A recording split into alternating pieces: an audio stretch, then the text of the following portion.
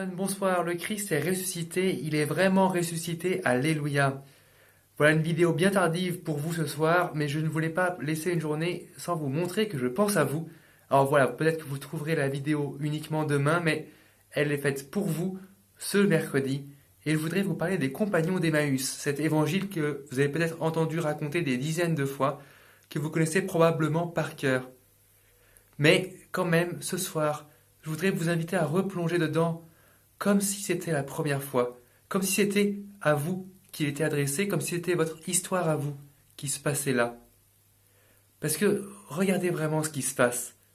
C'est un peu notre chemin à nous, en particulier je pense à tous ceux qui sont déçus par Jésus, parce que finalement il n'a rien fait pour qu'ils puissent aller au Frat, aller à Lourdes ou que sais-je. Ils sont comme les compagnons d'Emmaüs qui rentrent en se disant bah ouais, on pensait avoir rencontré quelqu'un de super, on pensait avoir vu quelqu'un qui nous sauverait, quelqu'un qui serait extraordinaire. Et en fait, il se passe rien. Il est mort. C'est décevant.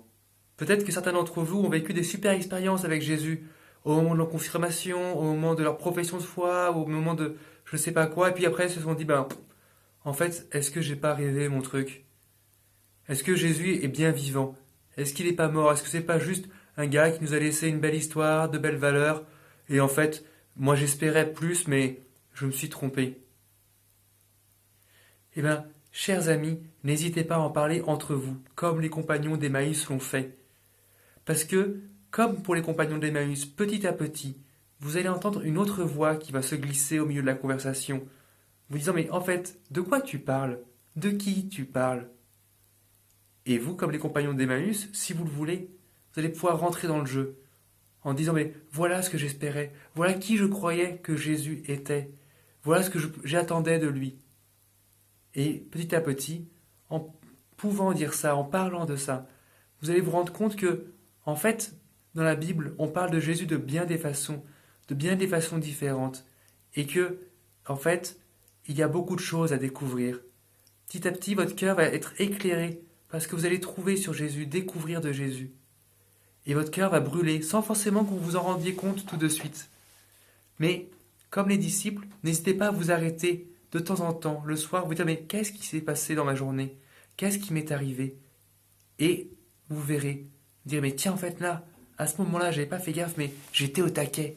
J'avais le cœur brûlant. C'était génial. Vous pourrez vous dire alors, comme pour les disciples d'Emmaüs, mais là, Jésus était présent. Jésus est bien vivant, il m'accompagne, même si je ne le reconnais pas toujours tout de suite, même si je ne le sens pas toujours, même si il m'a déçu une fois ou l'autre. En fait, il m'appelle à aller plus loin.